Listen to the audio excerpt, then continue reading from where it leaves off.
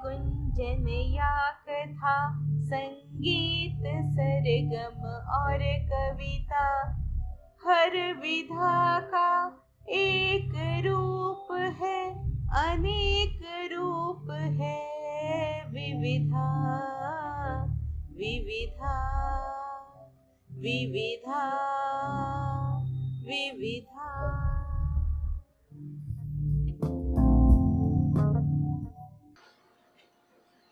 रूस के पुष्किन पुरस्कार के अलावा अनेक राष्ट्रीय पुरस्कार, जिसमें श्रीकांत वर्मा पुरस्कार, दुष्यंत कुमार पुरस्कार और बागेश्वरी पुरस्कार हैं। और वर्तमान समय में रचना समय के संपादक श्री हरि भटनागर से आज हम आपको मिलवाने जा रहे हैं उनकी कथा के द्वारा हमारे कार्यक्रम विविधा में। श्री हरि भटनागर के अनेक कहानियां संग्रह आज प्रकाशित हो चुके हैं। एक उपन्यास जिसका नाम है एक थी मैना, एक था कुम्हार। इनकी रचनाएं अनेक भाषाओं में, जिसमें हिंदी, अंग्रेजी, उर्दू, इसके अलावा रशिया, फ्रेंच और अनेक देश विदेश की भाषाओं में भी इनकी रचनाएं प्रकाशित हो चुकी हैं। तो आइए एक ऐसे ही शख्स, ऐसे ही मूर्धन्य कलम के धनी श्री हरि भटनागर की कथाओं के द्वारा हम आपसे मिलवाने जा रहे हैं उनकी कहानी उन्हीं की जुबानी। नमस्कार, मैं हरि भटनागर अपनी एक कहानी प्रस्तुत कर रहा हूँ। शीर्षक है जाफर मियाँ की शहनाई। जाफर मियाँ शहनाई के लिए मोहल्ले क्या अपने पूरे कस्बे में मशहूर थे। 3-4 बजते ही वे शहनाई लेकर चबूतरे पर आ बैठते और धूप निकलने तक बजाते रहते। वे शहनाई बजाते और ढोल पर साथ देता उनका दोस्त शंभू। शंभू शहनाई के बजते ही उठ बैठता और जाफर मियाँ के साथ ताल भिड़ाता। बताने वाले बताते हैं कि शहनाई का ऐसा बजैया और ढोल का ऐसा पिटैया कस्बे क्या दूर दूर के इलाके में दूसरा न था। सवेरे शहनाई और ढोल न बजे तो मोहल्ले के लोगों की आंखें न खुलती थी। लगता कि रात है, अभी सोते रहो। लेकिन अब न शहनाई है न ढोल की आवाज। लंबे समय से सब कुछ खामोश है, जैसे सजा दे दी गई हो। और वास्तव में सजा दे दी गई थी, ढोल और शहनाई को नहीं, जाफर मियाँ को। उस सजा से जाफर मियाँ इतने गमगीन हुए कि उन्होंने शहनाई बजाना ही छोड़ दिया। शहनाई से जैसे उनका कभी कोई ताल्लुक ही न रहा हो। और जब शहनाई नहीं बज रही थी तो ढोल क्यों बजेगा। शंभू ने मारे अफसोस में ढोल खूंटी के हवाले कर दिया। रहे शहनाई और ढोल के आदी लोग, उन्हें लगता कि शहनाई और ढोल की आवाज बस उठने ही वाली है। ऐसा वे सोच तो लेते, पर तुरंत ही अपनी गलती महसूस करते। शहनाई क्या, जाफर मियाँ ने तो दर्जीगिरी तक छोड़ दी। कुछ नहीं करते वे,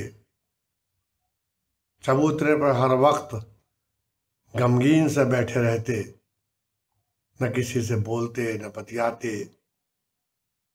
बीवी सामने खाना रख जाती तो खा लेते, नहीं भूखे बैठे रहते। लोग कहते हैं कि दिमाग पर असर होने से उनकी बोलती बंद हो गई है। अब खुदा ही उन्हें बचा सकता है। एक शंभू ही है जो कहता फिरता है कि जाफर मियाँ को कुछ नहीं हुआ सिवाय सदमे के। खैर, उस सजा की एक छोटी सी कहानी है। जाफर मियाँ के कुंदन शाह नाम का एक दोस्त था। वह सुनार था और जाफर मियाँ के घर के ठीक सामने रहता था। जाफर मियाँ ने चोरी के डर से अपनी बेटी के शादी के जेवर और नकदी कुंदन शाह की तिजोरी में रखवा दिए थे, इस ख्याल से कि उसके पास सुरक्षित रहेंगे, और वह निष्फिक्र हो गए थे। मगर जब बेटी की सगाई हुई और वे जेवर और नकदी लेने गए तो कुंदन शाह ने साफ इनकार कर दिया कि उसने उसके पास कभी कुछ रखा ही नहीं। जाफर मियाँ चीखे चिल्लाए, लड़े झगड़े, इंसाफ के लिए लोगों को बटोरा, लेकिन कोई असर नहीं। कुंदन शाह टस से मस न हुआ। जाफर मियाँ की बीवी की जलती गाली से भी नहीं।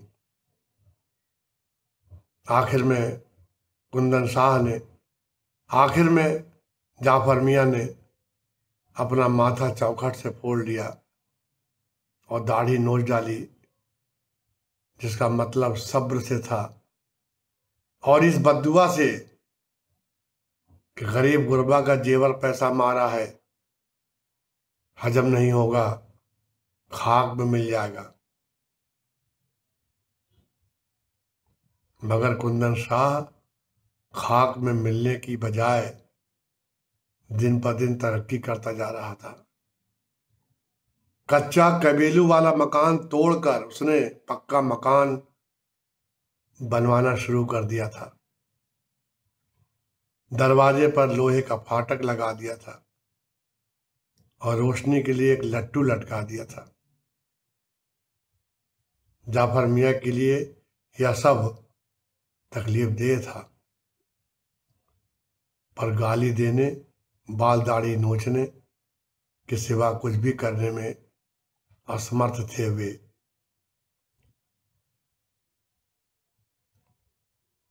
उस दिन दोपहर को जाफर मियाँ जबरदस्त तकलीफ में थे। इसकी वजह कुंदन शाह न होकर वह एक्का था, जिस पर लाउडस्पीकर में तीखी आवाज में फिल्मी गाने बज रहा था। यह आवाज इतनी तीखी और कानफोड़ थी कि जाफर मियाँ बेचैन हो उठे। उन्होंने एक्के वाले को भद्दी गालियां देनी शुरू कर दी, जो गाने की धुन पर मटकता हुआ गंदे इशारे करता जा रहा था। कान में उंगलियां रखकर तीखी आवाज से बचा जा सकता था, मगर गुस्से के आगे या सूझ दुम दबाए कहीं दुबकी थी। तकरीबन 1001 गालियां दे चुके होंगे जाफर मियाँ,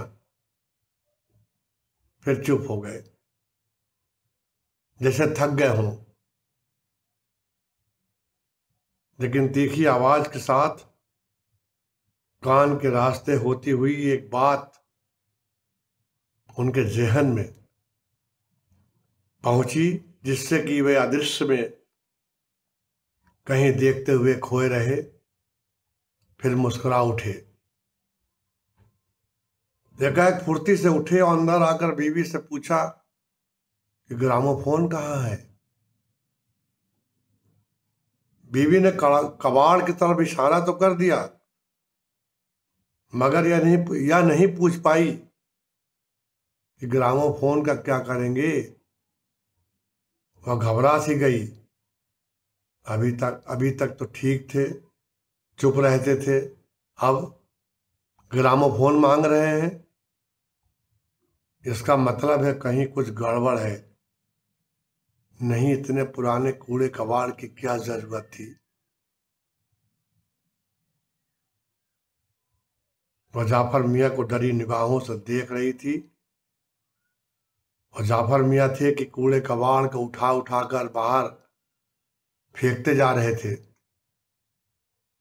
पुराने जंग खाए टीन कनस्तर, सड़ी रजाइयाँ, सड़े गले कपड़ों की कतरने, पुराने टूटे छाते, खाट के पावे, बाध वगैरह वगैरह बाहर चबूतरे पर फेंके जा चुके थे। गर्द के साथ जिनकी तीखी गंध नथनों में बेतरह चुनचुनाहट मचा रही थी, मगर जाफर मियाँ को इस तीखी गंध का तनक भी एहसास न था। वे हड़बड़ी में थे और ग्रामोफोन को ढूंढ रहे थे। कुछ और सामानों को उलटने पलटने के बाद ग्रामोफोन मिल गया। खुशी से वे फूले नहीं समा रहे थे। बीवी ने पूछा, ग्रामोफोन का क्या करेंगे? उनका जवाब था, आग बरसाएंगे। आग बरसाएंगे? हाँ, आग बरसाऊंगा। ग्रामोफोन से कहीं आग बरसती है? बुदबुदाते हुए बीवी ने कहा, ऐसी आग बरसेगी कि दफन हो जाएगा साला। अपने में बड़बड़ाते हुए जाफर मियाँ ने हवा में एक भद्दी गाली उछाली और बाहर चबूतरे पर बैठकर ग्रामोफोन के कलपुर्जों को साफ करने लगे। बीवी ने सिर पर आंचल डाला और आसमान की ओर हाथ और आंखें कर अल्लाह ताला से जाफर मियाँ पर रहम की भीख मांगी। जाफर मियाँ बुरा सा मुंह बनाकर बड़बड़ाए कि अल्लाह ताला से दुआ मांगने की जरूरत नहीं, आग तो बरस कर रहेगी, अल्लाह ताला भी नहीं रोक पाएंगे। काफी देर तक जाफर मियाँ कलपुर्जों को साफ करते रहे। आखिर में जब मामला जमता नहीं दिखा तो उन्हें कुछ याद आया। अंदर आए और उस चादरे को ढूंढने लगे जिसमें गर्म कपड़े बंधे थे, जिसे कभी वे ओढ़ा करते थे। चादरा जब मिल गया तो उन्होंने सारे गर्म कपड़े जमीन पर पटक दिए और कलपुर्जों को समेट कर अपने दोस्त दीना के पास आए, जो कभी ग्रामोफोन दुरुस्त करता था, अब लाउड स्पीकर, डेक वगैरह दुरुस्त करता है। दीना ने ग्रामोफोन देखा और हंस पड़ा।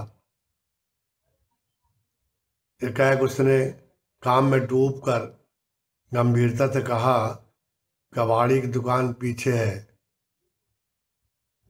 जाफर मियाँ ने उसे गुस्से से देखा। दीना ने कहा, अबे ऐसे क्या देखता है, मैं कोई कबाड़ी हूं जो मेरे पास कबाड़ उठा के ले आया? जाफर मियाँ ने बताया कि इसे दुरुस्त कराना है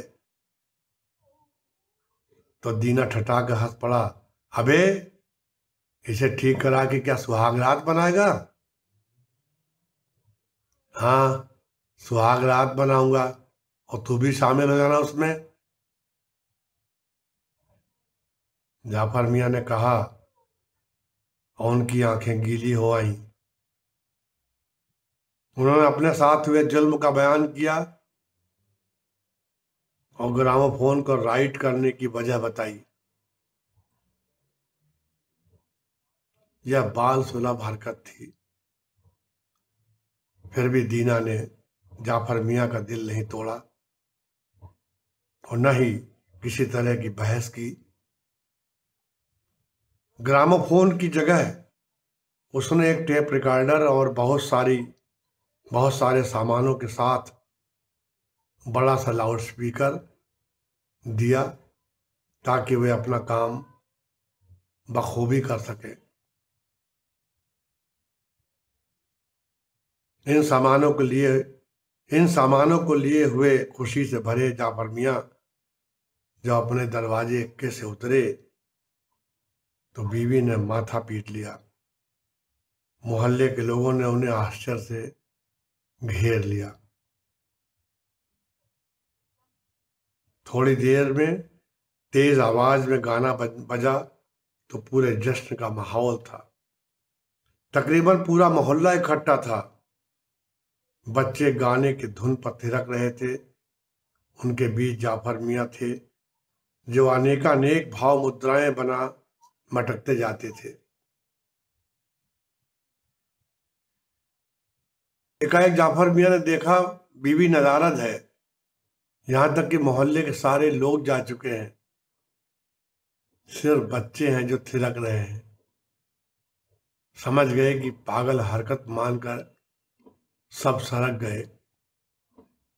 उन्होंने सिर झटका और सोचा कि कोई मुजायका नहीं, कोई रहे न रहे, वे अपना काम करेंगे और पूरी ताकत से करेंगे।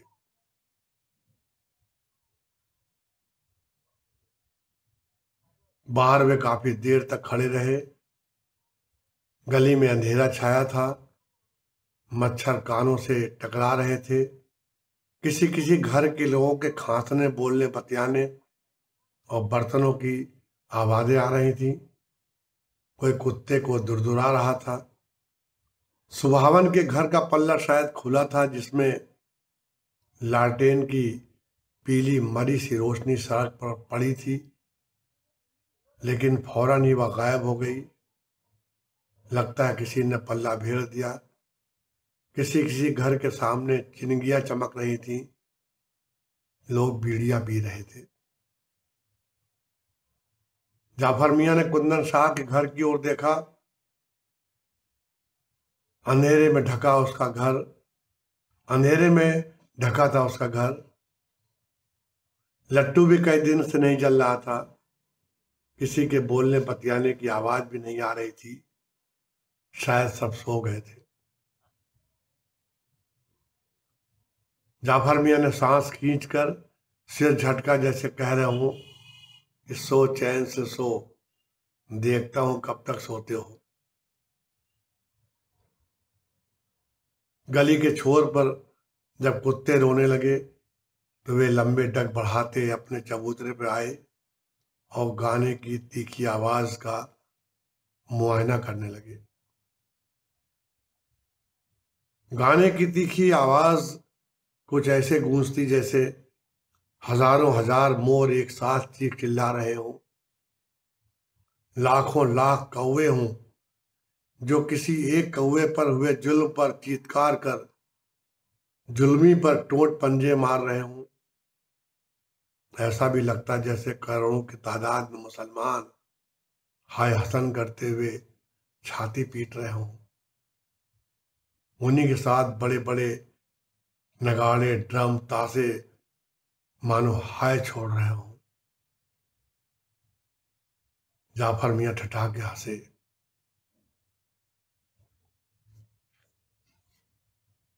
जिस वक्त तीखी आवाज में गाना बजना शुरू हुआ था, कुंदन शाह खाना खा रहा था।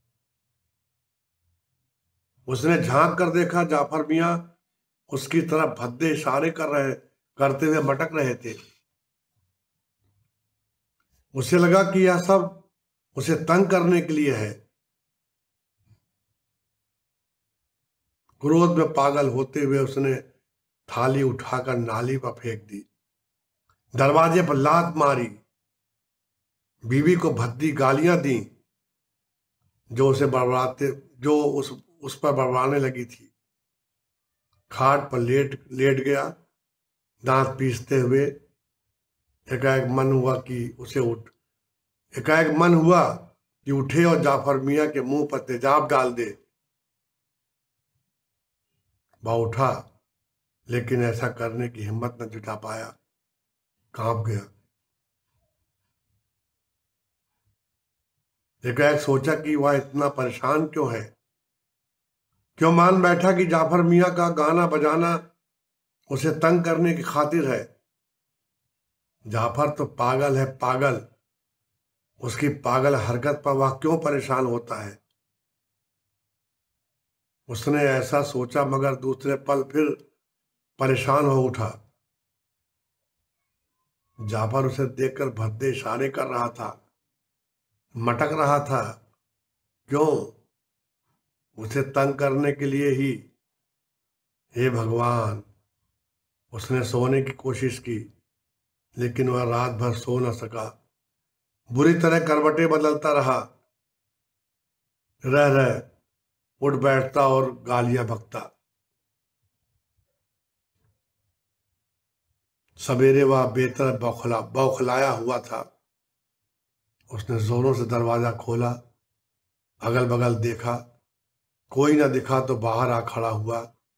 लेकिन तुरंत ही घर में तेजी से घुसा और जोरों से दरवाजा बंद किया।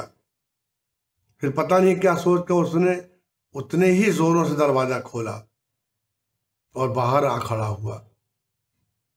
बेचैनी उसकी बढ़ गई थी, दिमाग की नसों में तनाव आ गया था, भिजी मुट्ठियां कांप रही थीं। वह लड़ने के पूरे मूड में दिख रहा था। देखा कि वह किसी पागल की तरह बड़बड़ाता हुआ फाटक का खटका सरका, नल की ओर फुर्ती से बढ़ा। जहां पानी भरने वाले लोगों की भीड़ थी, उनके पास पहुंचकर वह हाथ लहरा लहरा कर लोगों से कुछ कहने लगा।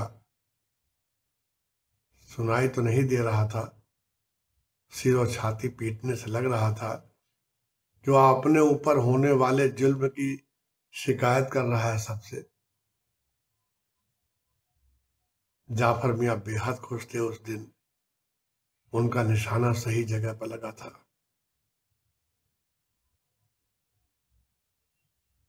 दो चार रोज कुंदन शाह नहीं दिखा। जाफर मियाँ की बेचैनी बढ़ी। उन्होंने लोगों से पूछा तो पता चला कि पास के शहर में पायलें खरीदने गया है। जाफर मियाँ को यकीन नहीं हो रहा था, क्योंकि उन्होंने उसे निकलते देखा ही नहीं। हर वक्त तो वे उस पर निगाह रखे हैं, कब निकल गया। फिर सोचने लगे कि हो सकता है अंधेरे में निकल गया हो, चूक हो गई हो उनसे। खैर, कुंदन शाह घर में हो या न हो, जाफर मियाँ ने तीखी आवाज में मंदी नहीं आने दी। एक दिन जाफर मियाँ की बीवी बाजार से सौदा सुलूफ लेके लौटी तो उन्होंने बताया कि कुंदन शाह तो कहीं नहीं गया। लोग झूठ बोलते हैं, वह तो बिस्तरे पड़ा है। कहते हैं कि उसके सिर में बेपनाह दर्द रहता है। बीवी बच्चे पैरों से कचरते हैं, तब भी चैन नहीं मिलता उसे। किसी वैद्य हकीम की क्यों नहीं दिखलाता? जाफर मियाँ ने संजीदगी ओढ़ते हुए कहा, मुझे ने जैसा करा है वैसा तो भरेगा, इसमें वैद्य हकीम क्या कर लेंगे? अरे वैद्य हकीम तकलीफ की दवा देंगे और क्या करेंगे। जाफर मियाँ कुटिलता से मुस्कुराए। तुम जाकर कहो ना कि इलाज करवाए वह। हाँ हाँ मैं कहूँगा, हाँ हाँ मैं कहूँगी। उस कमीन मुंहजले से बीवी ने कुढ़ कर कहा, मर जाए तो अर्थी पर थूकू तक नहीं। ये दर्द क्यों हो रहा है उसे? जाफर मियाँ ने निहायत संजीदा होकर पूछा। पता नहीं। पान की पीक थूकते हुए उन्होंने कहा, भाड़ में जाए। एकाएक उन्होंने आंखें गोल करके पूछा, तुम इतनी पूछताछ क्यों कर रहे हो? कुछ नहीं, बस यूं ही पूछ रहा था। कुछ भी हो, आखिर अपना पुराना दोस्त ही तो है। उन्होंने बीवी को बहकाना चाहा। बीवी एकाएक भावुक हो गई, बोली, यही तो मैं भी सोच रही थी। पूरी बात तो नहीं, इतना जानती हूं कि उसे नींद नहीं आती, रात रात जागता रहता है। हर वक्त उसे लगता कि बड़ी बड़ी टीन की चद्दरें, बड़े बड़े ड्रम कोई छत पर पटक रहा है। जाफर मियाँ जाफर मियाँ मुस्कुराहट छिपाए उठे और बाहर आ खड़े हुए, जहां तीखी आवाज के सिवा कुछ न था। उस तीखी आवाज में उन्हें लगा कि हजारों हजार आदमी, औरत, बच्चे चीख चिल्ला रो रहे हैं, जैसे भीषण आग लगी हो। सब चीत्कार कर रहे हो, कोई बचाने वाला ना हो। उन्हें लगता कि यह रोने चीखने उन्हें लगा कि ये रोने चीखने चीत्कार करने वाले कोई और नहीं, वे ही खुद हैं। वे सोचने लगे कि उन्हें कहीं का न छोड़ने वाला क्या चैन से बैठ सकता है? नहीं नहीं, कतई नहीं। एकाएक वे गुस्से में भर उठे और उन्होंने मुट्ठियां भींच कर तेज आवाज में भद्दी गालियां बुलंद की। इस बीच एक रिक्शा कुंदन शाह के दरवाजे पर आकर रुका। रिक्शावान जमीन पर उकड़ू बैठकर बीड़ी पीने लगा। थोड़ी देर में एक बीमार सा आदमी, जो गंदे मुचमुचे कपड़े में लिपटा सा था, जिसे कोई औरत पकड़े हुए संभालती ला रही थी, रिक्शे की ओर बढ़ा। जाफर मियाँ ने गौर से देखा, यह आदमी और कोई नहीं, कुंदन शाह था, और उसको संभालने वाली कुंदन शाह की बीवी थी।